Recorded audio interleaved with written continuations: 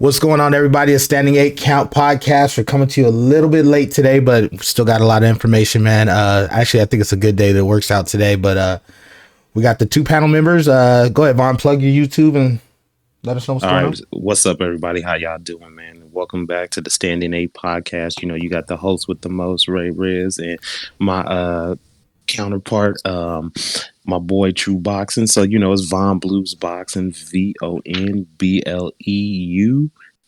Boxing, BOXING, Von Blues Boxing. Get at me on YouTube. Okay, True. Let us know about your YouTube. Yeah. This is True Boxing, TRU Boxing on YouTube, and then TRU_boxing on Instagram. So. Okay. And this is our fourth episode, right, fellas? I think it's our fourth episode. Yes, sir. So it's actually good timing. We're almost at the end of the year, you guys. You know what I mean? It's been a really good year. Actually ended off on, I think, on one of the top fights of the year, in my opinion. Or just to let us know where a guy stands on the pound for pound list. But we'll start with Friday's fights. Vaughn, let us know what happened Friday, because there's some Friday fights on the Zone that important. My bad. No, go ahead. On Friday, DAZN had a card, DAZN Matchroom. So it was the return of Triple G, Gennady Golovkin. He fought Camille Cemeta, and Camille Cemeta, it was an IBF mandatory. He's ranked third. I think the second and first, they don't even have a person in there. So Gennady took on his IBF mandatory. Then we had Huyon Mi Choi versus Castilla Silgado. So Huyon Mi Choi, she's a champion at junior lightweight. You know, female boxer, for the guys that don't, for the people that don't know about women boxing. She's a pretty good boxer. Then we had John Ryder versus Michael Guy. John Ryder, John Ryder. John Ryder fought Callum Smith to a close, or you can call controversial decision. Michael Guy, he's just a guy. Michael Guy's been around, kind of a measuring stick for other guys. Then we had Carlos Gongora versus Ali Akhmadev. Akhmadev is a pretty good prospect, trains with Triple G. And then we have Rashad Mati versus Dennis Okota. Rashad Mati is Albanian, but he grew up in America. Boxer, pretty good young prospect. So I'm gonna start with the Mati and Dennis Okota card. So Rashad Mati won the fight. He stopped Dennis Okota in the 6th round, but for the 5 first rounds, it was he made it. Okota made it a decent fight. He tried to make it competitive, and he tried to push Mati, but Mati was able to just, eventually his skill set through. He got the finish and he moves on. Young prospect, just keep fighting, keep building names. Now we had a shocker and possibly upset of the year. Carlos Gongora versus Ali Akhmadov. So Akhmadov is a good, prospect, I believe super middleweight. And Carlos Gongora is a guy, he's from, I think Ecuador. Never, I haven't really heard of him or anything like that. But Gongora got the upset, and it was a really, really good fight, man. Like, it was good back and forth type of action, really solid fight. But Carlos Gongora pulled it off in the 12th round. He was down probably maybe a round or two, and he just pulled it off. 2 uppercut. He landed this uppercut from Hill, knocked down Ali, caught him with another one, and he won. So he moves on. Then we had John Ryder. John Ryder beat Michael Guy in a pretty boring decision. I thought John Ryder would put the pressure and stop him, but he got the win. Then Huyon Mi Choi, she beat Castilla Silgado. She beat her, convincingly, won that fight. So now for the main event, Triple G versus Camille Cemeta. So Triple G did exactly what he was supposed to do. He dominated the fight. He looked good. He got the stoppage. Camille tried to stay in there as best as he could, but he just, Triple G was levels above him. So, Triple G got the stoppage in the 7th round. Triple G physically looked in really good shape. I mean, he was really ripped. He looked really, really good in shape. And you see he's trying to improve on his defense. And so we'll see what happens from Triple G from here, if he can get that Canelo fight or which way he go. Just another win, beats the mandatory. Hopefully he can get the Canelo fight. Okay, but that's it on that card. So question down the line, for the first fight that you mentioned, True, did you end up watching that one, or did you catch that one? Which one? The Gongora fight? Is that the one you mentioned first? Well, let's go down. No. Let's go down the card. Which fights did you see? True. I saw the Gongora fight. That was honestly, I had no clue about either one of those fighters going in. But I just looked at their resumes, and which wasn't much. But I didn't even know who the favorite was, to be honest with you. But I went back and watched that fight, and man, I mean, I picked Gongora. Just I don't even know why. I just picked him, and and I was just it was a great fight, man. They went back and forth. It was really toe to toe, and a lot of good action, but also good. It wasn't just like a Mexican war where they're just throwing punches from everywhere. Like these guys were actually good, solid boxers, and that uppercut that Gongora landed was insane, man. So it was a nice win. Nice to keep fighting all the way through the 12th, and he was behind on the cards, and to get that knockout was big. So it ended up being a big upset for him. So what about I know two fighters real quick before you go on. Other two fighters, do you guys feel it's something that we should keep an eye on these guys, or just pretty much just a good fight? Just a good fight. I mean, yeah, it's a good fight, but I mean, super middleweight's a division that's there to be taken, and this guy showed a pretty solid skill set against a pretty good prospect from what I'm reading about him. So I mean, you never know. He's a guy to keep an eye on. That was a kind of an eye-opening win on a Triple G card, so that means people were watching. So that's a good way to showcase yourself right there. I thought that was impressive. Okay. And then I didn't see the whole John Ryder Mike Guy fight, but given the result, it didn't really seem like it was a fight that I had to. They just, it was one of those ones I just kind of watched a few highlights of him scoring a one-sided kind of dull decision. I mean, he had a good showing against Callum Smith, but John Ryder's mostly a local United Kingdom British type fighter that really came out of nowhere. So I don't think he had a nice performance against Callum Smith, but I don't think we should kind of expect too much from that guy. I really think once he gets back in there against world-class competition that they're probably going to eat him up. Right. Okay. So, I mean, he kept himself in line for a secondary world title shot is what's coming to him next. So, not bad. Okay. But yeah, man, Triple G, it really makes me laugh that people, even some boxing writers don't give him the credit that he deserves. I mean, this guy is just a machine. I don't care how old he is. He's 38. But me and Vaughn were talking about this the other day. Like, Triple G hasn't taken a lot of wear and tear on his body in all those years. He really manhandled a lot of fighters and overwhelmed them to where he didn't get hit a lot. He didn't get, really hurt a lot. And, so at 38, he's still rolling around like he's 32, 33 years old. He's in great shape.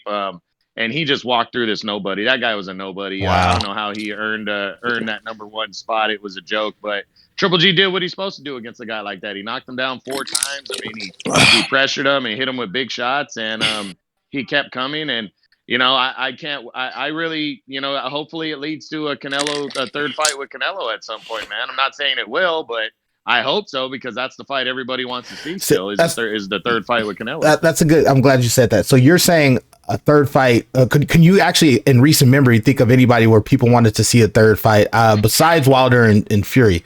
Is it because I feel like it's a rare situation to want to see a third fight. You know what I mean?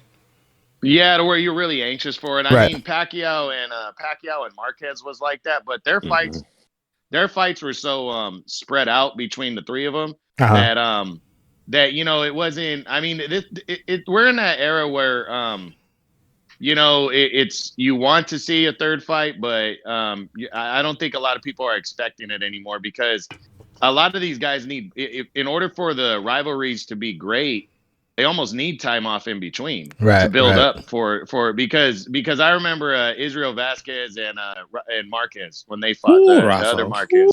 That was a great rivalry, but I disagree with the fact that they went back to back on a couple of those fights, because I think it took away from the result. Wow. And the result of that, like, they should have taken time, because they beat the shit out of each other, bro. And that's a lot of wear and tear. It did a lot to them. So when you go straight into a fight after a war, when you go right back into it, I don't care if you took 6 to 8 months off, bro, your body's still recovering from that. And you got to change it up, is what I'm saying, in between, and fight guys with different styles and stuff that aren't going to beat your body as bad, to kind of work your body back to it. And I think the fourth fight, Vasquez knocked him out in the 4th round, or it might have been vice versa. I can't remember. Wasn't it Vasquez that got the win?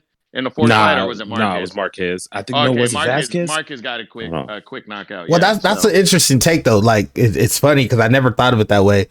A back-to-back fight, you are right. It's the hype. The hype doesn't get heightened, but also you're right. It is brutal. You know what I mean? Like that. I never even looked at it that way. And boxing might be one of the only sports where, because MMA, you would kind of see it happen soon. You know what I mean? But Marquez stopped him in the third round in the fourth fight. Okay, yeah, that's great. I never looked at it that way. But that's a good take. That's an interesting take on that.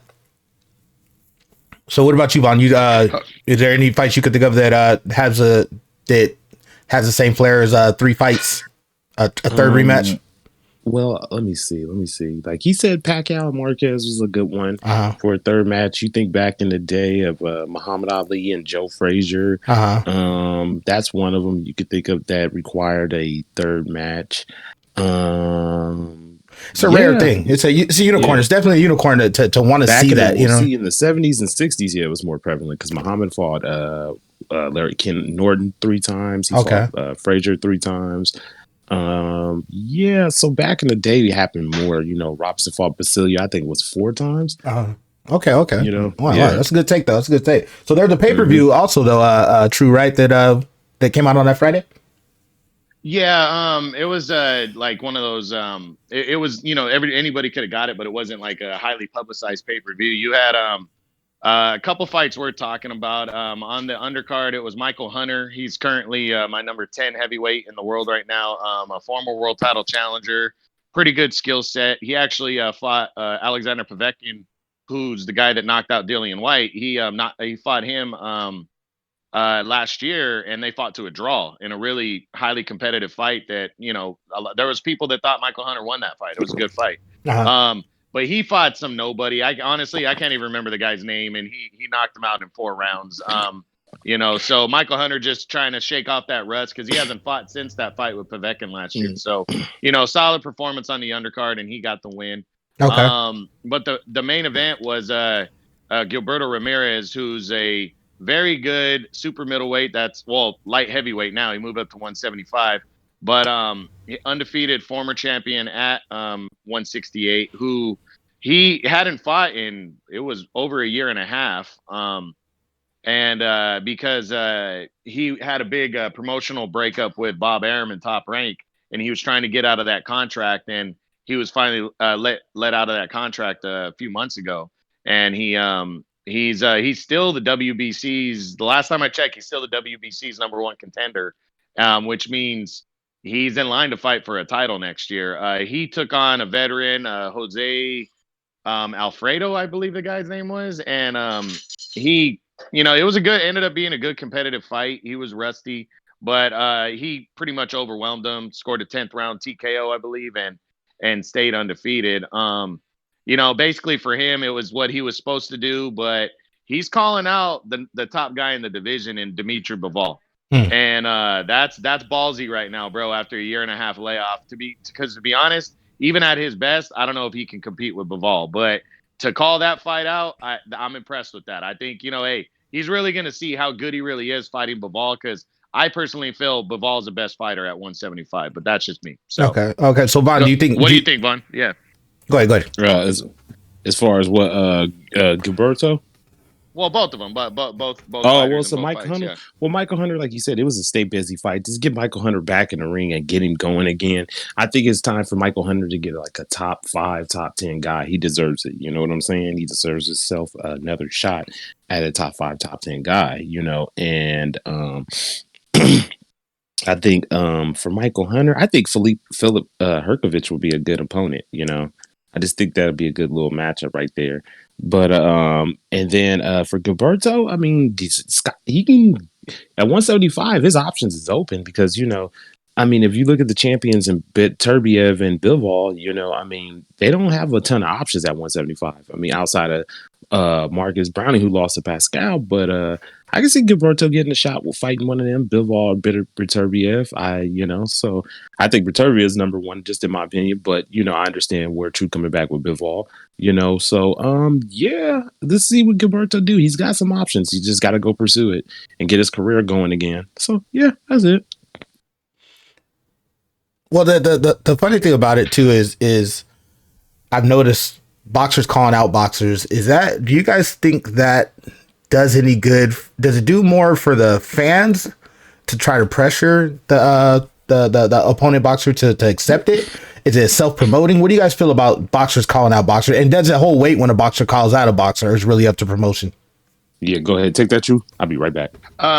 Yeah, I mean, there's two. I look at it nowadays as two different sides because you have guys like Keith Thurman who called out Terrence Crawford, but through the caveat of I want 10 million when he knows damn well he's not going to get paid 10 million. And for me, that's you're not going to get paid that, so you really don't want to fight the guy, or else you wouldn't throw a ridiculous number out there. Like Right. But there's guys that I think that really want to try to test themselves, and whether they can get that guy or not, they call that guy's name out. I don't like that. I don't like when it's unrealistic, right? Like, so when you got what's clout chasing, right? Do you consider it a form of clout chasing? Yeah, but the way I look at it is, the guy who I thought did it the best and it passed was Antonio Tarver. Okay. When he was calling out Roy Jones, and Roy Jones wasn't looking his way. Roy Jones moved up to heavyweight, even though Antonio Tarver was the number one contender. Roy Jones was like, whatever, he wasn't looking at him.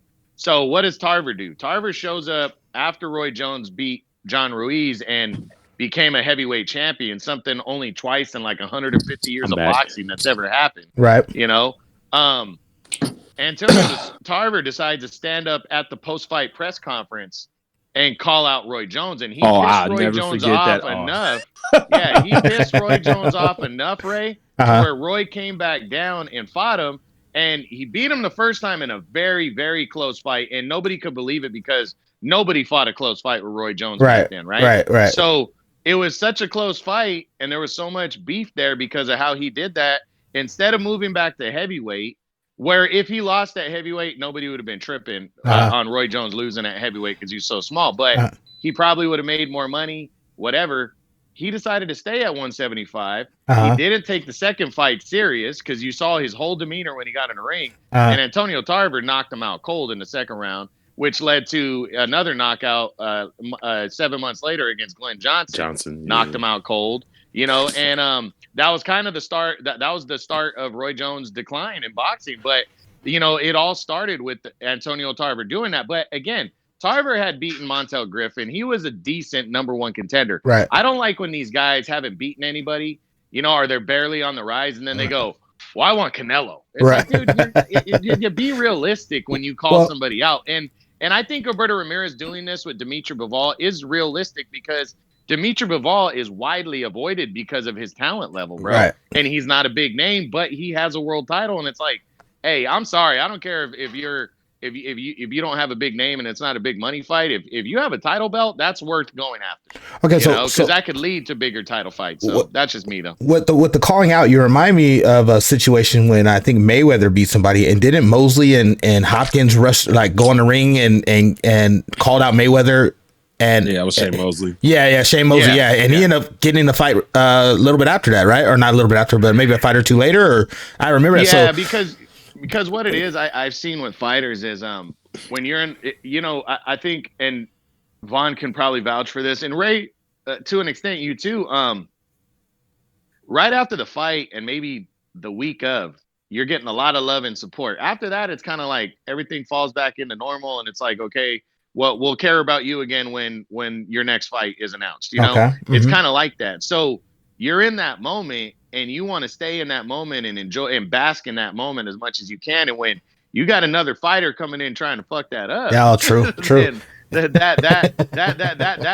pisses a guy off. No doubt. Especially when you're a big fighter with the egos of Floyd Mayweather and Roy Jones. Those guys. When Mosley did that, Mayweather was pound for pound. When Tarver did that, Roy Jones was pound for pound. Right. So it was like, hey, man, this is my spotlight. You need to stay out of it. That's the way. And I absolutely understand that, but it could lead to dangerous things happening, bro. Oh, no That's doubt. all No I'm doubt. saying. Vaughn, what do you feel, Vaughn? What do you feel?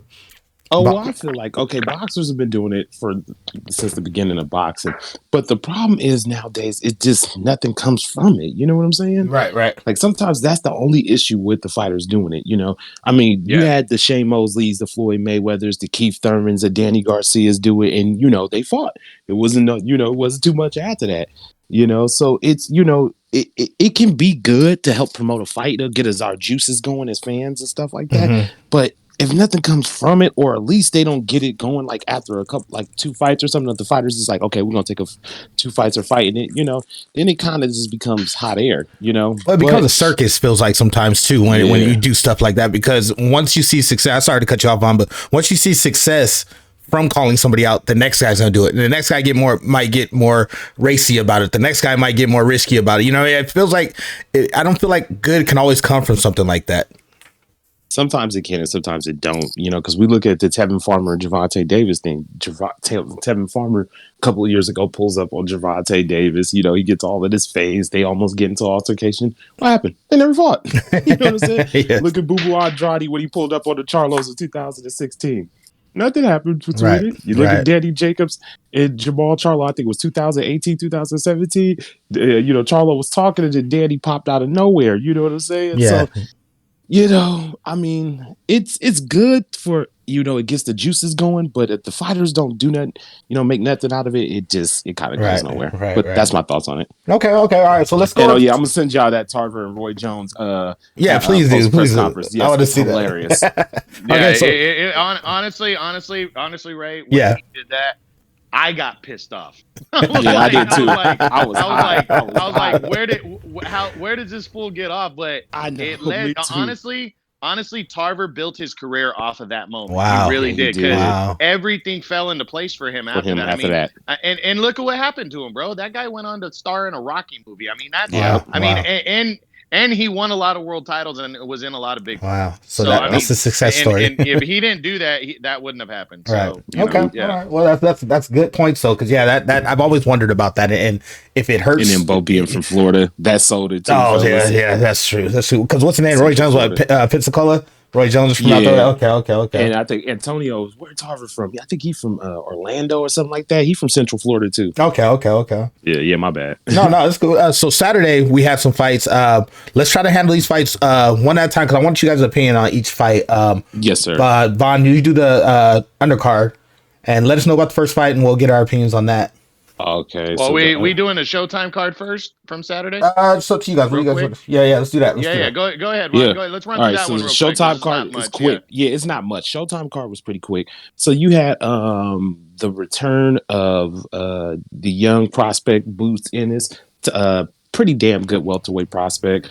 Fight Chris Vanderherden. So Chris Vanderherden fought Earl Spence those years ago. He's been on like a 5 or 6 fight winning streak. So they fought. Then you had Juan Carlos Payano, who's fought, in a way. Daniel Roman came off a pretty close fight with him and Daniel Roman in his last fight. You know what I'm saying? So Payano been around. That was his first time, I think, at 130. He fought Antonio Russell, Gary Russell's brother. And then you had, who was the other fight? Oh, what was the other fight on there? Hold on, let me see, fellas. No, take your time. Huh? I said, take your time. Yeah, what was the other fight on there? It was another fight on there. All right, it wasn't much on there, so I'm gonna just get through it, guys, because it really. Okay, yeah, that was really much. And Brandon Lee fought Dakota Leninger, but they did okay. So Brandon Lee, young prospect out of California. He beat Dakota Leninger. I think he beat. They didn't even show the fight. I don't even know. So I'm just gonna move quick with this one. So Boots Ennis fought Chris Vanderherden. Chris Vanderherden and Boots. It was the first round. Boots was giving him the work. You know what I'm saying? And then I think it was the second round. They headbutted into each other, and it was a nasty headbutt. Chris Vanderherden started bleeding immediately. You could tell it was a bad cut. They stopped the fight. So it was, it sucked for Boots because it was a kind of a little bit of a step up. A better name opponent, but. That's how I went. And then Antonio Russell and Juan Carlos Payano, it was kind of an ugly fight because Payano was holding and stuff. Payano got kind of physical with him. He was trying to slow down Antonio Russell. But, it was I think the 6th or 7th round or 8th round, they headbutted. It was a headbutt. It was stop the headbutt. Gary Russell was up on the cards. He wanted to fight Antonio Russell. Okay. And, that was pretty much it. Okay. Any views on that, True? Gary. I mean, Gary Antonio or whatever his name is. They're all Yeah, named Gary Gary, Russell, I so know. it's confusing. Yeah. Yeah, Antonio You can Russell. That's tell what I call him. well, you could tell the mom and dad really took the time to think about their George names Foreman on that too. one. But yeah, I know. You might as well just giving them numbers. But anyways, no. I was impressed with that performance. I didn't. I was watching the Canelo card when that happened, and also going back and forth with the E40 and Too Short battle. Me But too. yeah. You a So anyways, it was I mean, I read up on it and I was impressed with it because Juan Carlos Payano, bro, just gave Daniel Roman hell Yeah, he did. back in September. I was And shocked, Drew. that was yes, he actually Payano, a lot of people believe he beat Roman that night on the Charlo twins undercard. And Roman is a big step because Roman is my number 3 guy at 122, and he started off the year number 1 because he was a unified world champion. Yes, he was. So within a year, he went from, and he barely lost that world title by split decision. And he, Payano, pretty much a lot of people beat him. So Gary, the Russell, whatever his name is altogether, for him to come out against Payano and pretty much outbox him and cleanly beat him, that was big, and they fought at 118. And he looks like that's his more established weight, and it was Payano's too, but that's impressive. That really is impressive. So I don't really do rankings from 118 down, but that was a nice win for him. Yeah, that was a nice win for him right there. It set Russell up to something good. Yeah, definitely, and it really shows that the other Russell brothers are legit. You know what I'm saying? That's what it shows me, because Antonio's for him legit. to beat for him to beat a guy that was number 1 at the beginning. Well, for him to beat a guy that should have got a win over a top 3 fighter. I mean, man, that shows you the level that Russell is on. That he's legitimate. So that was impressive. Jaron Ennis, for that happening to him, that kind of sucks, because everybody wanted to see an impressive knockout win, but it didn't hurt him either. So so as long as it don't hurt him, he'll be back, and he's definitely one of the most exciting fighters on the rise right now, for sure. So looking forward to seeing him back in the ring. Nice. So now we're on to the DAZN card, right? Or yes, sir. So who's gonna handle the undercard? Is that Vaughn? But Vaughn, go ahead, man. Okay, so let me handle this undercard. So we had on the DAZN undercard of the Canelo Alvarez versus Callum Smith, we had Austin Ammo Williams versus Isaiah Jones, I believe. We had Raymore Ford versus Juan Antonio Lopez, and we had Frank Sanchez versus Julian Fernandez. So I'm going to start with the first fight, which is Austin Ammo Williams. Good, solid prospect out of Houston, Texas.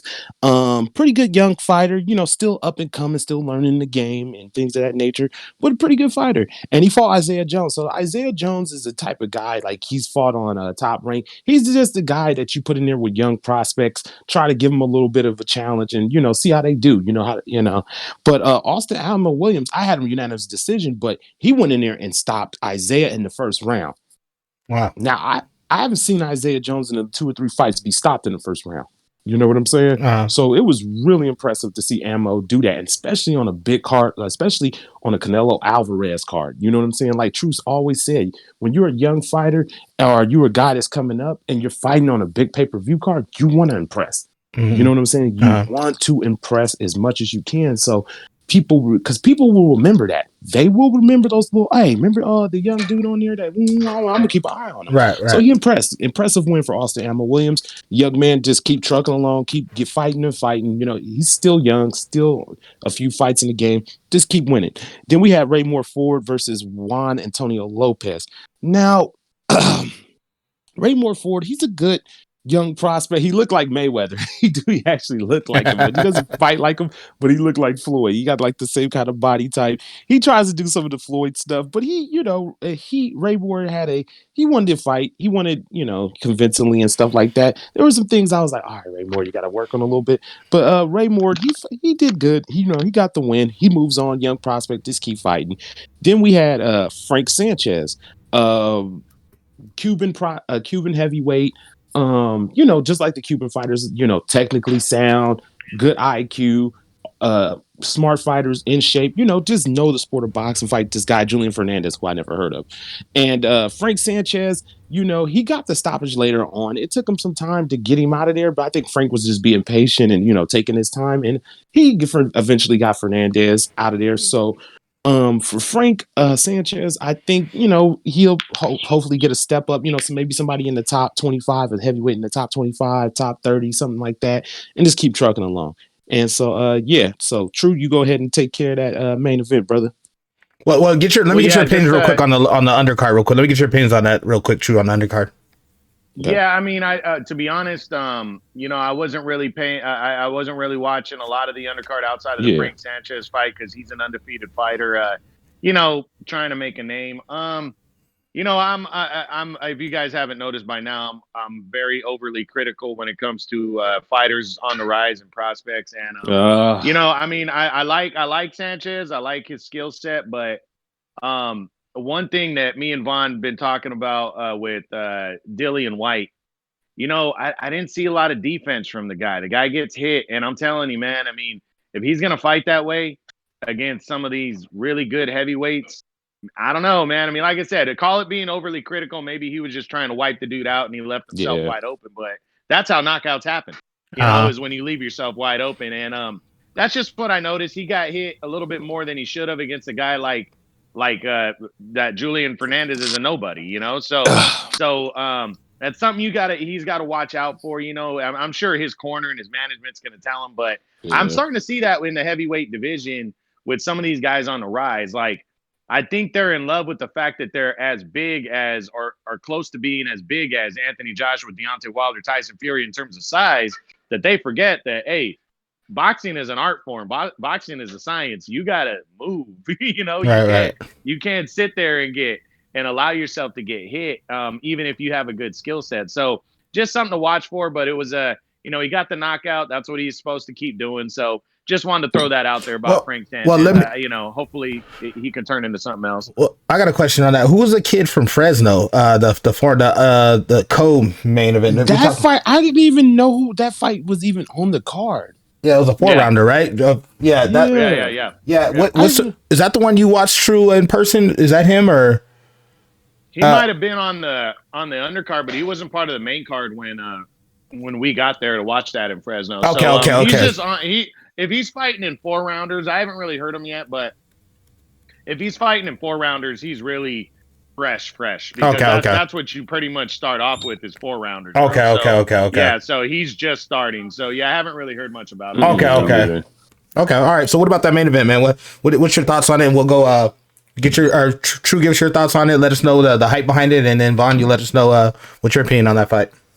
Yeah, well, I mean, just everybody knows Canelo. Everybody knows. There's some people that'll argue he's not pound for pound, but overall resume, he's pound for pound. In majority of hardcore boxing fans and mixed with the writers and other fighters and stuff would rank him pound for pound. And coming into this, he was taking on Callum Smith, the undefeated world champion at 168. And the guy was 7 inches taller, much longer reach, and Canelo pretty much went in there and just bullied this guy and beat him up. And it's just he was just I was not expecting a performance like this. I mean, Canelo, in my opinion, has straight up hit his prime since the rematch with Triple G. That rematch with Triple G, ever since that fight on, he has just been on another level, man. And every time you think he's gonna get challenged, he just wipes these guys out, man. I mean, and he stays so composed even when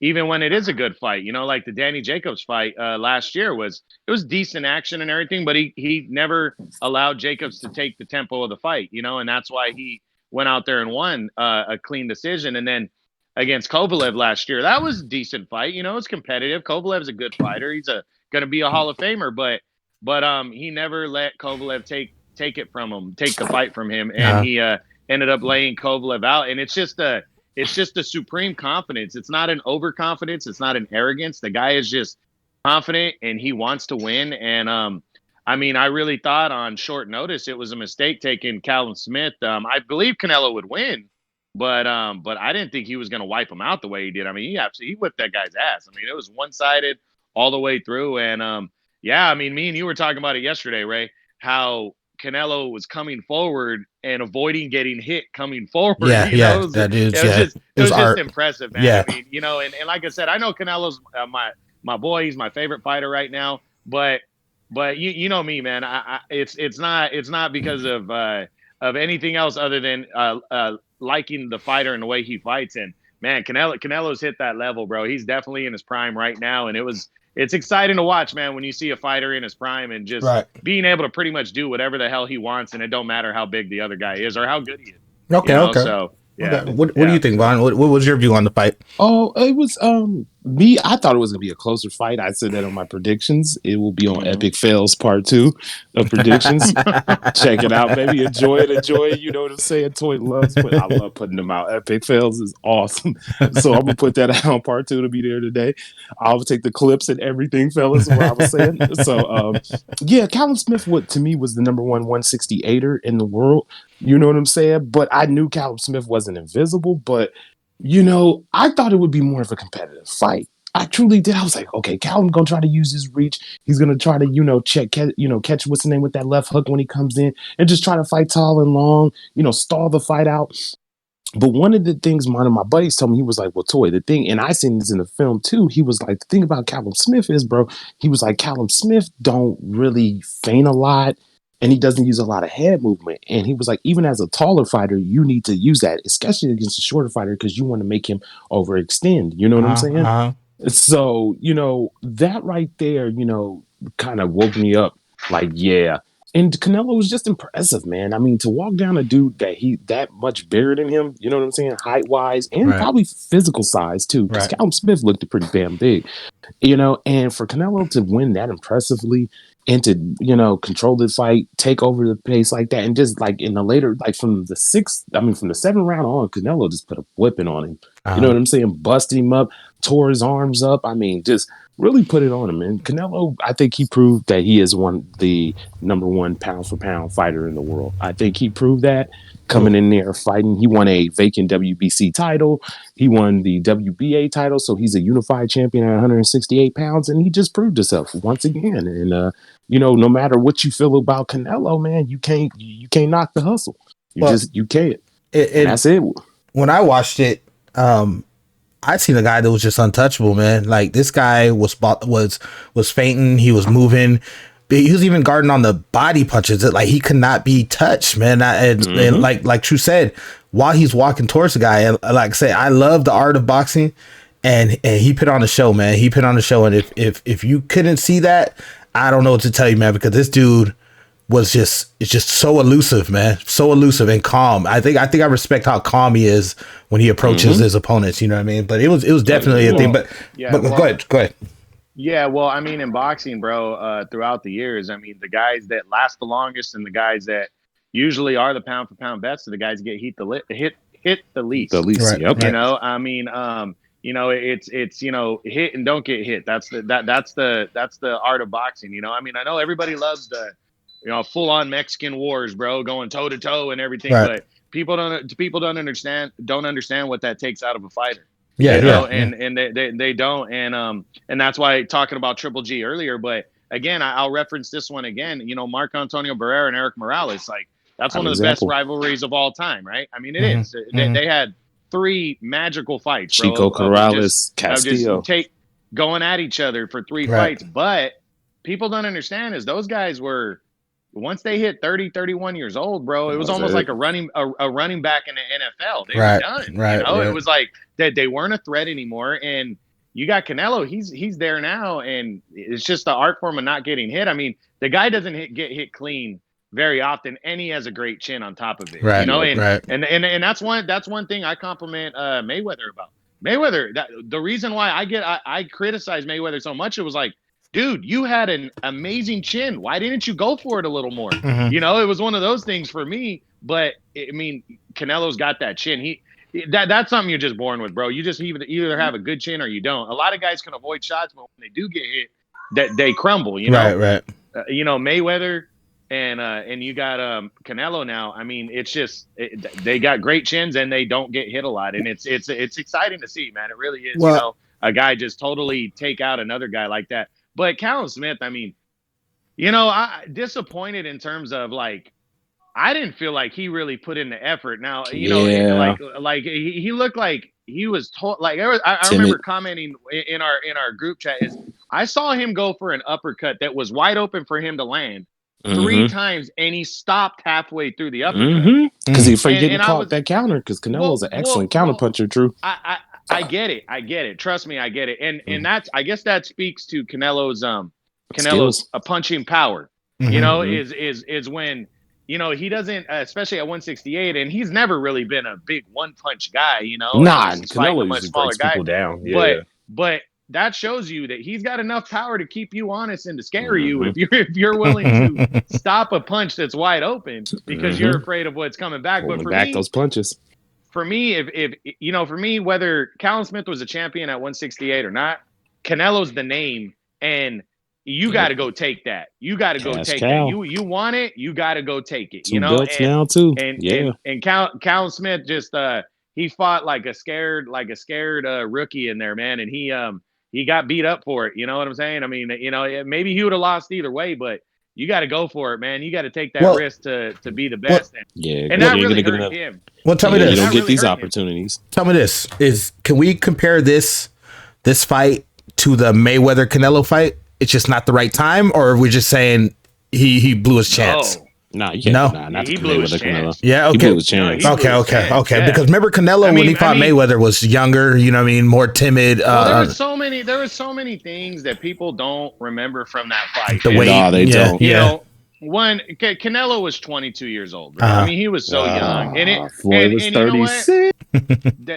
No, I'm not knocking Floyd's age. What I'm saying is Canelo didn't have any business stepping up against a guy of that skill set at that time, but he kind of got drawn in because of the money. Because people don't realize this. Here's what happened.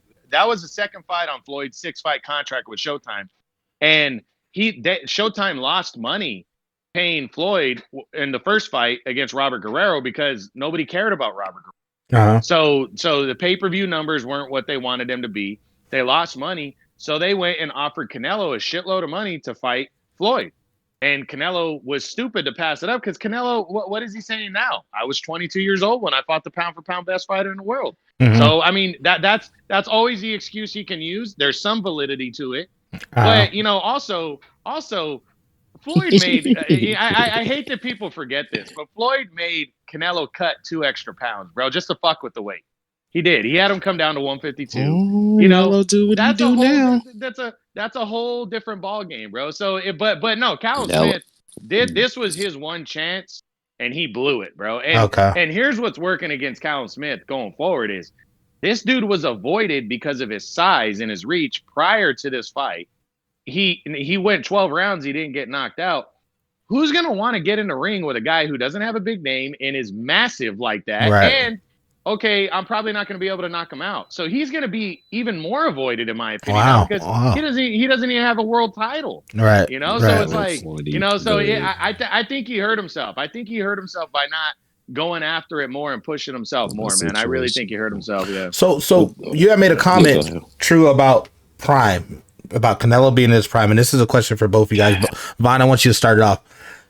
The word prime, what's the expiration on that? Is it 5 fights?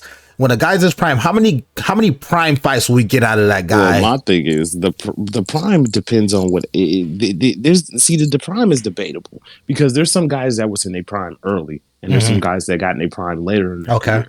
You know what I'm saying? Right. So for me, it's debatable. You know what I'm saying? Because I mean, people would say Floyd Mayweather was primed at 36, but was he really? Okay. That's a good point. That's a very good point. So it's based on opinion. I think it's more around the mid 30s, bro. Is when you're considered in boxing to be in your more physical prime. Around not mid 30s. I'm sorry, early 30s. Around 30s. Yeah, around early. 29, 30, 31 years 30, old. 32, yeah. That's when you're really considered to be hitting that physical prime and stuff like that. So. And Canelo's done it. I mean, he really has. Like I said, I mean, look at his last 4 fights. Oh, no, he's in his prime now. Yeah. He's been on another level. And really, this is why... Canelo's just starting young. Well, to Triple G's credit, and which is why I think a third fight, and me and Vaughn were talking about this, would be highly competitive again, no matter what. He is going to be the same type of fight. People keep dogging Triple G for his age, and it pisses me off because for me, it's like, I mean, if Mark? you ask me my Go ahead, my True. top Because five, I'm gonna say something true. I got something for that one. Yeah. True. Go ahead. And it's yeah, not even. if you're gonna ask me my top 5 pound for pound, Triple G's still in it. He's number 5 right now for me, Okay. and that's because he fought the current pound for pound king to a fight 2 years ago that everybody thought could have went either way. I mean, it was a great fight, and Canelo has not really been tested like that since. And Triple G, I mean, look at all the years of work and miles he put in before that. But you're going to tell me because he's 38, you know, and he lost to the pound for pound king that he doesn't deserve to be right at the top of that list. You know, I mean, it's just it's laughable, and you know, it's what you talked about in the first episode, right? Is losing a fight how much some people just kind of just throw you to the side. Yeah, they write you off. The fight, and it's they don't care how you lost either. Right. No, that's don't. the thing is like you can lost razor dead like Triple G, and they'll write you off. Yeah. I mean, dude, that Triple G Canelo fight could have went either way. I wouldn't have had a problem if Triple G won the rematch. And yeah, dude, it's almost like Triple G's been written off completely. You know, right. Not by the people that know, like me and Vaughn, but by even the Canelo fan. Well, but even the casual fans that know Triple G and like him are like, oh man, Canelo beat him and he's old. That's the way. And then the crazy like, Canelo fans, some of the crazy ones, not the reasonable ones, but the ones that are just like ridiculous. Boxing holds such a passion behind your favorite boxer. Rationality goes out the window a lot, man. You know, I get so used. I get so used to it. You know, I used to be like that with De La Hoya, man. So I get it. Me too. Let me tell you a quick story. Let me tell you a quick story. Mayweather beat De La Hoya. I'm at True's house. Yeah, I couldn't see the celebration, man. Yeah, he cut the TV off, man. You know, I couldn't watch the TV. But I will say this. I never thought De La Hoya won that fight. I never thought he did. But I always said Mayweather that's true. Beat him. But I do remember you. I do remember, True. You did say though, as a champion, you are supposed to go at the champion. I do remember you saying that. And Mayweather didn't go at De La Hoya. He did his thing. Well, there's 2 fights. I think 2 fights for Mayweather. If we're going to talk about him for a second, there's 2 fights that I feel like he ran in, and De La Hoya was one of them. Okay. You know, and that's just what's the second one? Hold on. What's the second one? Change my. Let me hear your second one. Change my thing because every other time people say that don't know boxing. People say that he ran every fight, and I'm like, no, he didn't. He actually stuck and moved. That fight he ran, and there was like one round where he actually stood there and beat the shit out of De La Hoya in the 11th round, and I was like, damn, you know, but. Why didn't you just do that the rest of the time? Because you probably could have. What's your second fight that he that you think he ran? Oh Jesus! Which one was it? It was towards the end of his career. I'm drawing a blank right now. No, it's fine. So we'll revisit that. I know there's another fight. I know there's only one fight in his career that I thought he lost. Which one was that? And I scored it for the other guy. That was against Castillo. Oh wow! First fight. Okay. And a lot of people think that. But that's fair. That's fair. To Mayweather's credit, they rematched a year later, and Mayweather put it on his ass and won an easy decision. So okay. So you always got one of those in your career, though. And that's the funny thing about it is these boxers they are listening to the crowd sometimes. You know, their egos make them get those second fights to say, "Look, let me beat him convincingly." Because didn't he do that with Maidana? Yeah, exactly. Yeah, those boxers are listening, you know, but it's funny though. But yeah, I just was curious about that because we hear the word prime and like Vaughn said, I agree. It's really up to how you look at it, you know. But Mike, you're correct too. Like you hear the word prime more when they're in their early 30s. But well, I mean, I think that's just more the majority of when a guy is in his prime, like considered to be in his prime. Like majority people would agree that it's around that age, you know. But and Canelo's kind of there right now. It can peak early. It can start early too. It can. It's just I just think it's not just a physical thing. I think it's more of like, hey, I've been in this game for a few years now, so I kind of you know I'm kind of getting it now. You know, you kind of see when a guy falls. They learn how to that become professional veteran. Well, it's almost like a good comparison to a fight recently, the Danny Garcia and Spence fight. I think people thought that Danny was going to be more competitive than he was because he was such a solid seasoned veteran, you know? Right. And like, not and he's been in nothing but competitive fights. Yeah. Exactly. Yeah. And so he's kind of like, hey, I've been there. I've done this. I know what to expect. And Errol was like, no, You don't, No, you. and he whipped his ass, Yeah. So True it was kind of story. like, yeah, yeah, I mean, that's He true, said no, you Oh, don't. yeah, I love when fighters surprise me like that, bro. I love it. I don't care if it's a guy that I don't like. If you surprise me with a performance like that, I will give you all the credit in the world. And Errol Spence, I wasn't expecting that, man. And he put it on, Danny. I give him Yeah, I all the didn't props in expect the that world. That neither, was Drew. great. Yeah. Okay, I Yeah. thought it was okay. gonna be closer. Okay, Yeah, well, but anyway, yeah. Well, getting that out the way, since it's the end of the year, it's actually a really good time for us to do some awards. And we talk behind the scenes on some awards based on what we think, or I'm sorry, not what we, but what True and Vaughn think of some things of this year. And this has been a crazy year with COVID and all that, man. So it's kind of, it's been a trying year. And I think it actually builds the hype for next year, really, because things are really going to start opening up in boxing, man. But we're going to start with the most controversial award, and we're going to start out with most controversial fight, controversial fight of the year. We're going to start out with True. Tell us what it is. Tell us why you think it's controversial, and then Vaughn, I want your opinion on it, and then actually we're going to go to yours after that, okay? Okay. Yeah, I was thinking, why don't we do this? If Vaughn, if any of mine are in your top 5, just wait till we get to you, and then you can give your opinion. Yeah, I'll be on quiet. it, and we'll go back and forth like that. Okay. But first off, before I get going with it, most controversial can mean a lot of things. I think a lot of people think it just means a bad decision. For me, it doesn't mean that. There's a lot of different controversies. Like, for example, we're talking about Callum Smith last year with John Ryder, that fight that he had. Now, I don't think people were arguing if Callum Smith won or not because people knew it was close. It's just the judges scored it so one-sided for him that was the controversy. It was like, hey, that's bullshit. It should have been scored closer, Or last year, it was that fight with that Glowacki that I talked about in our last podcast, where he got elbowed. The referee dropped the ball, on the bell. I mean, that was my 2019 most controversial fight of the year because there was just so much bullshit that happened in that and controversy that it totally affected the ending and stuff. So there's a lot of different things. So it's not just that is what I'm saying. So and there wasn't a lot to choose from this year because of COVID. There wasn't a lot of controversial fights to choose from. But my top 5, and I'll go one by one to see if Vaughn has them in his or not. Okay. So number 5-1. Number 5 was Franco against Maloney 2 that just happened. Yeah, I got recently. that in mind. Yeah. Okay. Yeah. So basically, what happened was it was they stopped the fight. The referee ruled it a headbutt, but they went back and looked at the replay, and the replay showed that it wasn't from a headbutt. So if it was from a punch and you stop a fight, it should be declared a TKO. Now this was their rematch, and Maloney lost the first fight, so he should have got the world title back. And they didn't. They took them about 20 to 30 minutes to render a decision. Then they called it a no contest. And that means nobody wins the fight and the title stays with the champion. So they've already kind of rectified this in a way because they're going to fight a third time.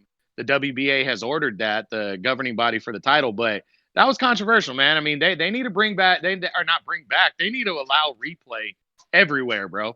Because it's pretty ridiculous, especially in boxing, bro. This isn't like checking to see if it's a foul or fair ball in baseball, man. I mean, or if the guy caught the ball or he dropped it in football. I mean, punches are getting thrown all over. You need to be able to see if it's from a headbutt or a punch, man. I thought that was ridiculous, that one. So number 4 was Daniel Roman's decision loss to Juan Carlos Payano on the Charlo undercard. I mean, that one was just I was giving it the eyeball test because we were having a birthday party over here, and I'm watching it going, wow, really? Like, and then I looked at the scoring and they called it unanimous for Roman. And I'm like, wow, I like Daniel Roman a lot, but he, in my opinion, he lost that fight. And the fact that Payano didn't get any more love, but just here, we're going to feed you to a very talented, undefeated prospect about 3 months later. He didn't get any more love to get a rematch or nothing. That shows that Roman didn't want any part of him in a rematch. So that was number 4. Did that make your top 5, Vaughn? No, actually, that's one right. I missed on, huh? Okay, good. Go ahead. No, go ahead. Do your opinion on that one. So, well, that one, like he said, True was saying, man, that one was like, I felt like Daniel Roman lost that fight, and I was really shocked. That was one that I had left a video. I put it on one of my videos talking about that, and it was shocking because I mean, Daniel Roman had came off a close fight with the Uzbek kid who's really talented. Yeah. Close fight. So I didn't think Roman. I was like, okay, Payano will give him a challenge, but I was like, it's not going to be super close. Man, Roman he laid an egg in that fight. Yeah. And I'm with True on that. Yeah, I'm with True that. But Payano gets screwed. He has to go fight Antonio Russell, a big guy for his weight class, a young prospect like that. Yeah. Yeah. So, number 3 was George Kambosos split decision over Lee Selby. I really, my opinion, and this impacts boxing in a major way because Kambosos is probably going to fight Teofimo Lopez next, right? Mm-hmm. So this fight was a big deal because it was a mandatory fight. Kambosos landed maybe the hardest shots in the fight, but from what I was watching, I felt Lee Selby controlled the tempo. And for me, when you're controlling the tempo in the center of the ring, that should favor you a little bit more. And I just felt Selby won the fight, and and I just don't just go off of my opinion, guys. I look at what a lot of writers and different people are saying around when I read on reports and different things like that. There's a lot of people that thought Selby won the fight, but for me, it was a little controversial just because of how close it was, and also, I mean, what the like we just said, the negative things that Payano had to go into the Russell fight after, but also the positives that come from it and the shit you miss out on if you're on the wrong side of one of those controversial close fights. Kambosos is probably going to work himself into a world title shot. He has pretty much. Yes. I mean, they're working on the fight. Yeah. He's fighting Teofimo Lopez, and Australia too got live crowds. Yeah. Oh yeah. And hey, you never know in boxing, man. All it takes is one. So he's worked himself into the opportunity. I just thought he lost the fight. So for me, Vaughn, did that make your list? No, it didn't because Kambosos, he got a knockdown. I remember that. And I think that's what changed the fight for him. That's what got him that W. But it was controversial because I'm with True in that too, because it's like, I felt like I picked, like me and True, we both picked what's his name to win that fight. Lee Selby. I picked Lee Selby to win that fight. I thought Lee Selby could pull it off because I'm like, Kambosos is cool, but I was like, Lee been in there enough. He's got enough skill set, so how he could pull it off. But yeah, it didn't make it in there. But yeah, that was a controversial one, True. I definitely agree with you, brother. Well, let me ask you a question real quick, True, before we move on. You made a comment a couple times about you listen what the writers say. Are there notable writers that you kind of hold their word, or it's just pretty much an overall view of what they all say? I go to pretty much the same websites that have the I read boxingscene.com is my main one that I go to. Those writers, those guys, they actually do their own scoring on major fights, and release that to you while the fight's going on. I respect a lot of those guys' opinions. I mean, Dan Rafael from ESPN, always respect that guy's opinion. He's an icon in sports writing for boxing. In my high school days. Yeah. And then, fightnews.com. So there's reputable websites that have been doing boxing for 10, 15 years, commenting, and it's usually the same guys. So, I like to look at them, see what they say, and then kind of base my opinion with that also and mix it together and see what we come up with. What about old boy from, he does a show with Stephen A. I can't think of his name. Oh, Max Keller. Is he? I got respect for Max Keller. Okay. Love Max. Okay. He's been around the game for a long time, guys. Okay. Yeah. So, dudes. So what about you, Vaughn? Is there anybody you specifically look for when you listen to writers or? Writers people I grew up on, I grew up on Dan Rayfield from ESPN. Okay. Sometimes I've noticed Dan is starting to become more of a company man. Okay. I'm starting to notice that a little bit. Yeah. Dan didn't used to be so much of a company man. I'm starting to notice that a little bit. Dan went Hollywood, bro. Yeah, he did. He started getting that paper. Dan's still my dog. He's still a guru. I mean, Dan, I would be honored. You know what I'm saying? Right. Okay. He helped me a lot in boxing. I check out Boxing Scene, of course, because Boxing Scene been around since the Stone Ages, in boxing. So everybody be on Boxing Scene. I look at WBN, World Boxing News. I check them out. Ring, I read a little bit of Ring here and there. Ring a little bit here and there. And sometimes I check out Ak and Barak. They're on DAZN. Okay. Oh, those guys are terrible. So, well, you know what I'm saying. I try to vary it. Sometimes you have to listen to the terrible to see if you're that much off. You know who I'm really enjoying right now. So we agree that they're terrible. All right, thanks, Ray. Cool. Thanks. I mean, the people I'm into, the guy I'm enjoying right now is Sean Porter. Sean I Porter like has his Sean. own I do on like Sean. YouTube, Yeah. and yeah, Sean Porter's got really good insight in the game. I've been checking him out, and probably it's who was another dude that I've been checking out for years. Oh, and a guy that I'm just a big fan of, and I will always have an appreciation of him. Man, shout out to Rummy's Corner. Okay. Yeah, I heard of him. I haven't heard him do his stuff, but I've heard of him. Okay. But Okay. agreed on Sean Porter. The thing I like about Sean Porter is Sean There's no Porter might bias. be the guy. He might be the guy at some point though, soon, that breaks the barrier of the PBC and Top Rank thing, because Yeah, I can see Sean Porter running boxing commissions Sean Porter and stuff. don't care. Sean Porter doesn't Yeah. care. He's fearless in the ring. I wish He's he'd fearless become a out of the promoter. ring. Somebody need to put I some like money. him a lot. Ray, he's one of those guys in football that, like in football or baseball, that you're like, damn, that dude would be a great coach or general manager. Oh, okay. You Yeah. know? Yeah. He would be Okay. great Yeah. for the sport of boxing. Because he's very smart and he's also fearless though. Okay. And he's that's what I like about he's him, unbiased. You know? He don't Yeah, play absolutely. Yeah. Okay. So Well, finish up your list. all My right, bad, True. I'm sorry. Yeah, I just wanted to ask that question. No, all good, man. That was a good conversation. Oh, and Teddy Atlas, always gotta respect that guy. Always. Teddy Atlas. Okay. Yeah. I know. Hey, that's the thing about Teddy is half the people hate him and half the people love him, but everybody respects that opinion, man. Yeah, we Teddy respect Teddy though. Yeah. I respect Teddy. Anyway, number 2 was a dull fight, but it really could have went either way. Me and Vaughn are so disgusted with Daniel Jacobs' performance against Gabriel Rosado recently that happened. Jacobs got a 12-round split decision over Rosado in a boring, dull fight. But, I mean, I don't think Rosado should be so overly, dramatic about it. But it was a close fight that could have went either way. And, excuse me, there's a lot of controversy to that because Daniel Jacobs, I mean, he's got a name and he's a good solid fighter, and this kind of performance just kind of makes you question if he's really taking it serious still and he really wants to stay on that world level, man. So it was just a boring, dull fight, but it was controversial because it was close and he left Rosado in the fight completely, and instead of taking it over and taking him out. Okay. So yeah, Vaughn, that make your list? No. Sorry about that. All right, you want to comment on it? Oh yeah, so yeah, like Drew said, it was just, I mean, I didn't expect it to be that type of fight. With Gabe Rosado and knowing his style and the type of fighter he is, and Danny Jacobs being that type of fight, I thought it was going to be more of an exciting, push forward, both guys kind of, getting it in, type of fight. But it was not that, because Gabe Rosado's training with Freddie Roach, and maybe Freddie is making him more defensively sound and stuff like that. So, and I mean, it just was unimpressive. Danny Jacobs did not, it just wasn't impressive. And then Danny kind of, he laid an egg on this one. So, and it could have went either way because neither guy really did much to win the fight. Yeah, exactly. So I mean, so go ahead. Yeah.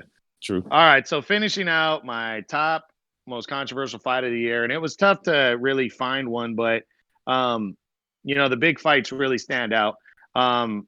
It's Teofimo Lopez's unanimous decision over Vasily Lomachenko. Now that is interesting. Hold on. No, I'm not saying nothing. No, Ray. I know. No, True. I'm not hating. I'm not saying nothing. Go ahead, boss. Okay. See, I know. It's not. I'm not saying Vasily Lomachenko won the fight. I didn't score it that way. I actually scored it a draw.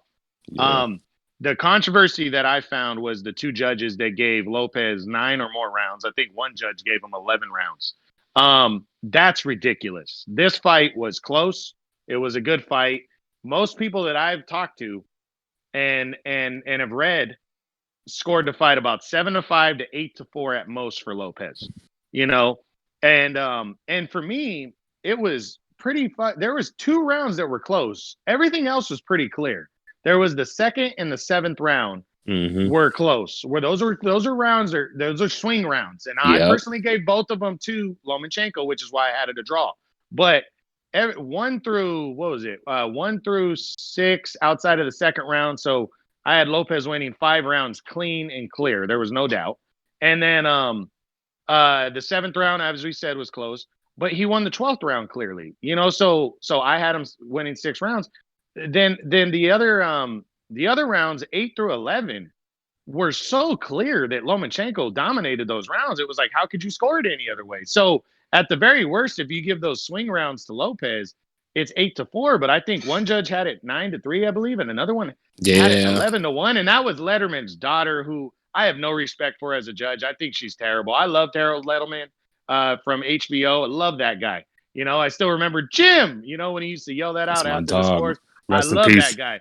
We miss you, Harold. His daughter is not half the judge that he is, and that was terrible. So it wasn't the fact that he won or lost. That's not the controversy. It was it was the fact that it took it was so one-sided for two of the judges. I thought that was bullshit. So yeah, so that's a controversy. Okay. So Vaughn, did you what was your top 5 controversial? We'll go from there. And then True, give us your opinions on it. Anything to mention? Well, did that one make it for you, Vaughn? Did No. Okay, well, give your comment real quick on that one first, man. So what True is saying, it is controversial because I didn't understand that 119. What was it? 119, 109, bro. Yeah. 119 or 109. That was ridiculous. It was no way it was 11-1 rounds. I don't know what Miss Letterman was saying. I love her father, but baby girl, come on now. It wasn't 11-1. And then 9-3. No, I didn't see a 9-3. The card that got it right was what, 116 to 111 or 116 to 112? 112. Yeah. That was about that's right. The one yeah, right. I mean, 7-5. cool. That's what I had it with Teofimo Lopez. I give you 8-4, but 7-5. That's the I could only see. Like you're saying, because like I mean 11-1 where? 9-3 where? Well, I think in a way that's kind of given Lopez the right to say no to a rematch in a way, because you can some of those see what the problem I have, Ray, with some of these decisions that they render that are close, or they call them a blowout. When they're close, that guy says, "Well, look, I barely lost that fight." Even no doubt. Yeah, did it. Yeah, like a good example was, in my opinion, Danny Garcia and Keith Thurman. I thought Keith Thurman cleanly outboxed Danny that fight and should have won not a one-sided. It wasn't as one-sided as Errol Spence and Danny was, but I thought Keith won 8 or 9 rounds in that fight. And they scored it a split decision. One judge had Danny winning that fight, which kind of adds to the, Danny's never been blown out type of thing. I'm not saying he was blown out in that fight, but for one judge to give him at least 7 rounds to say he won the fight, bullshit, bro. And then on the flip side, like for Lopez, this gives him clout to say, "Wait, look, I whipped his ass. I no won a doubt. clean decision against him. You know, I don't have to fight him again." When we all know that that's not the case, but hey, he can say that because of what the judges said. Well, do you think they also use the scorecards to figure out who's the A side on the rematch? Do you think that has something to do with it or no? Okay. Yeah, it can, but I mean, it's clear whether you think Lopez was won by a robbery or not. Lopez is the undisputed champion at 135, so he's the A side no matter what. Well, let me give you guys a quick question on that though, and hopefully won't take too long on it. Has there ever been a rematch where the loser is still the A side? Well, no, yeah, Joshua, right? Oh yeah. Think about it, yeah. Exactly. I was just thinking that right now. Okay. Well, look at that Roy Jones and Montel Griffin one we talked about a couple of weeks back. I mean, there was like everybody knew Roy was going to whip his ass. I just don't think people knew that Roy was going to take him out in the first round. Roy was pissed. Roy was pissed in that one, bro. Okay. I've never seen him that mad. Okay, so Vaughn, let's get to your 5. All right, so my most controversial ones this year. Number 5 is Archie Sharp versus Jeff Ofori. So Archie Sharp is a young British prospect. I mean, there's some hype behind him in the UK. You know what I'm saying? There's some hype. And then Jeff Ofori is a sparring partner of his. And Jeff Ofori is a guy who's been around, he'll fight, the good prospects, give him good fights and stuff like that. But in that fight, Archie Sharp just did not show up. He did not show up. And I think he won a unanimous decision or something like that. And Jeff Ofori clearly won that fight to me. He clearly won. He won at least 7-5 of those rounds. I think, 10 rounds? Yeah, it was a 10-rounder. So he won at least 6-4 of those rounds to me in that fight, and I didn't understand that. I know Archie Sharp is the bigger name. I know the young kid has got, potential, but I didn't get that one. Okay. So, True, I know you didn't have that on your list, but what did you think about that fight, if you've seen it? Yeah, honestly, didn't watch that fight, man. So I'll go with you on that one, man. So, yeah.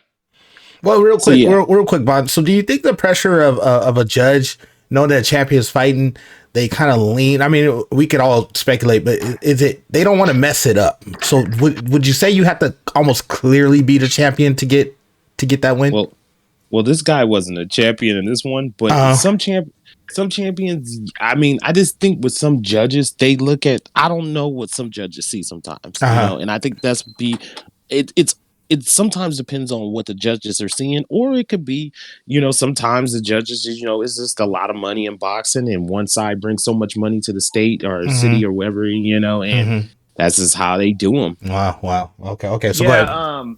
Yeah, well, real quick on touching on that, I've always felt that, I mean, of course, there's going to be, paid off and controversial judges who are leaning one way from the get. But I've always felt like with the scoring that these judges should be isolated in a booth with the TV monitor. Yeah, that they should no not one be swaying them, no hearing the crowd noise. It's not just that; it's the sitting on one side of the ring. I've noticed that sometimes fighters are fighting and their backs get turned to the referee, and the referee doesn't see an illegal low blow or certain things like that. Now, if the referee who's standing right there can't see it, you telling me that judge that's standing 10 feet behind him on the other side of the ring doesn't see things like that happening? And I think there's a lot of action that gets missed.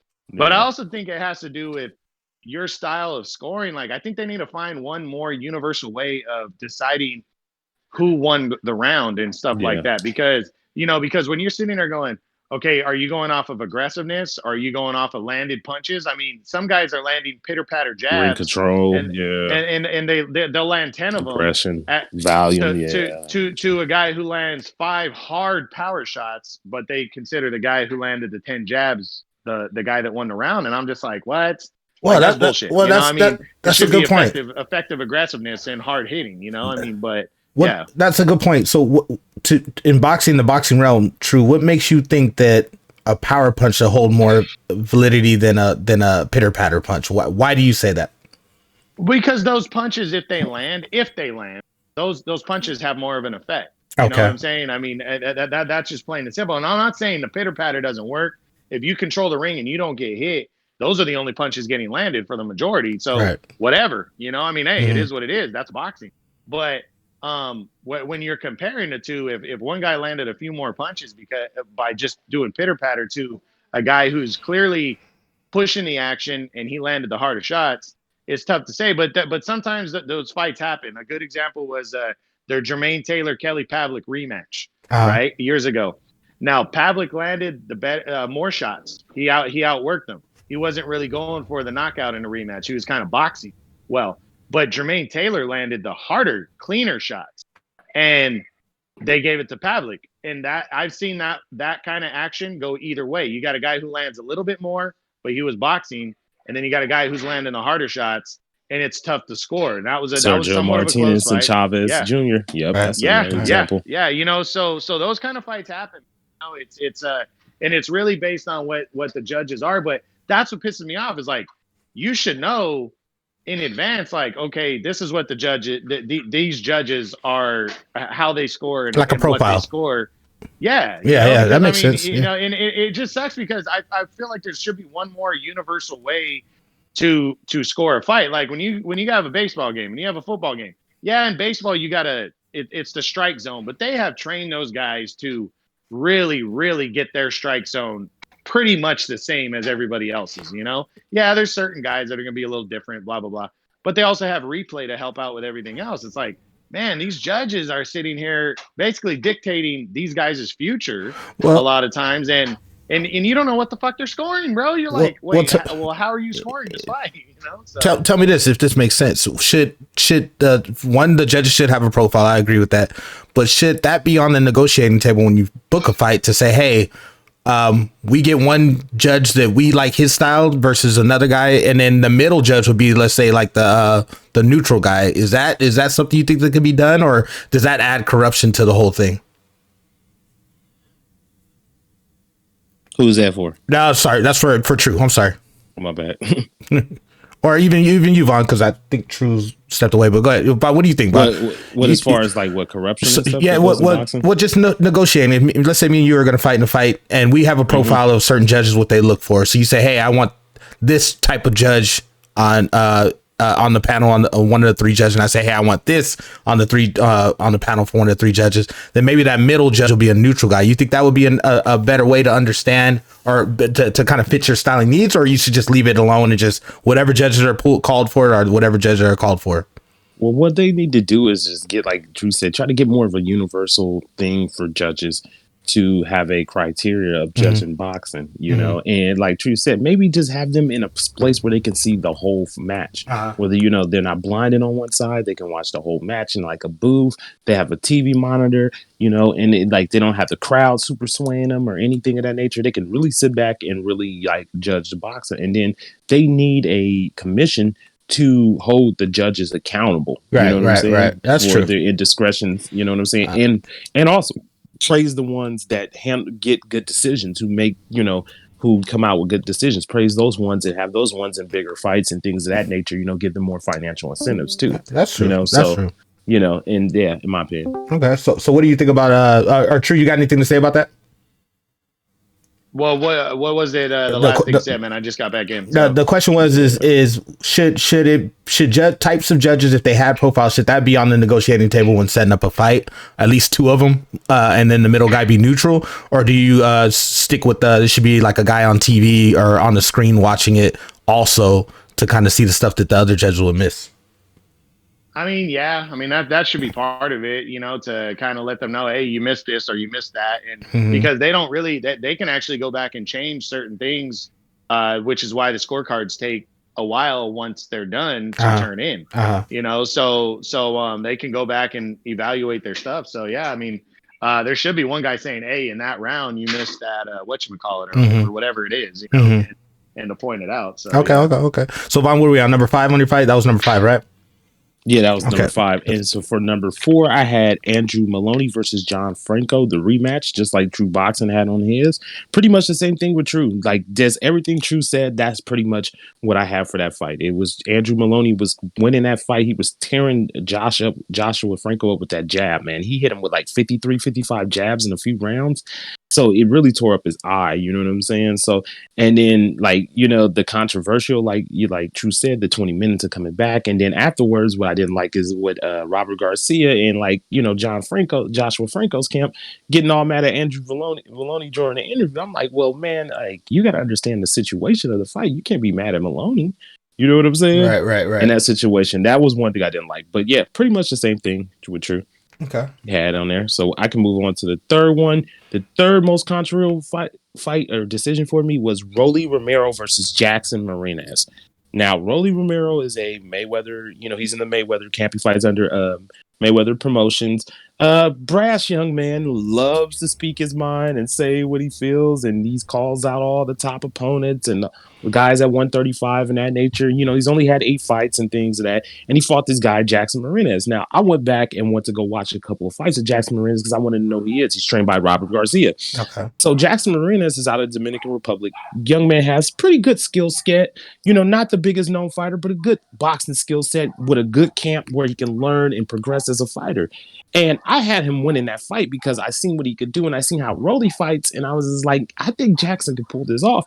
And it was a bad decision. Like Rolly came in there, he landed some good punches, but throughout the fight, Jackson Marinez just controlled the fight.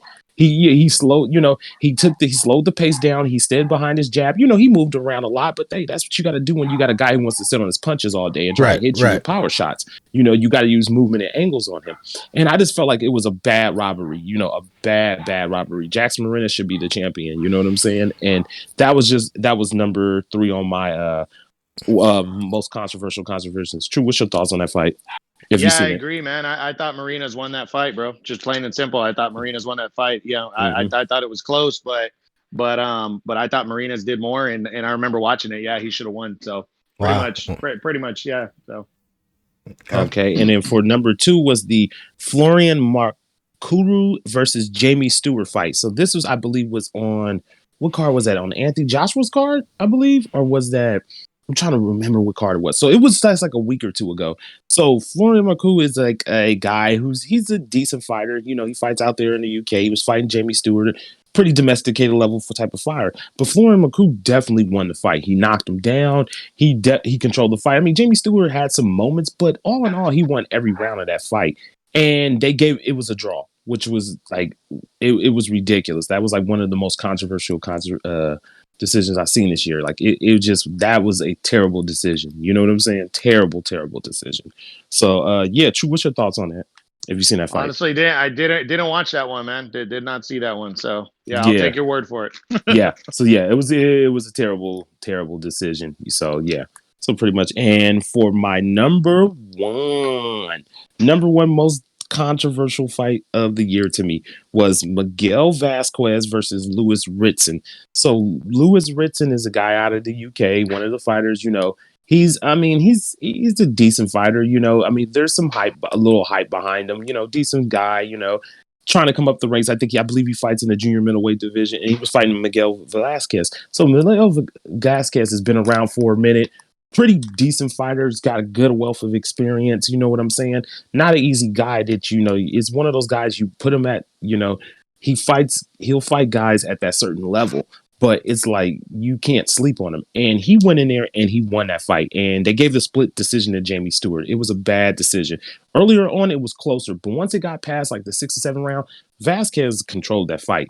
He used good boxing range. He landed cleaner shots. He was being intelligent in the ring. You know, he did what you were supposed to do to win that fight, and he controlled the pace of the fight also too in the distance. So, True, did you see that fight? I did not, but I read on it. And Vasquez is a former world champion. You know, he wasn't one of those guys that was a huge name world champion, but the guy held the title for at least a couple of years there, if I remember correctly. Yeah, he did. And not a bad guy, but always had that awkward kind of style, which is part of the reason he never really made it big.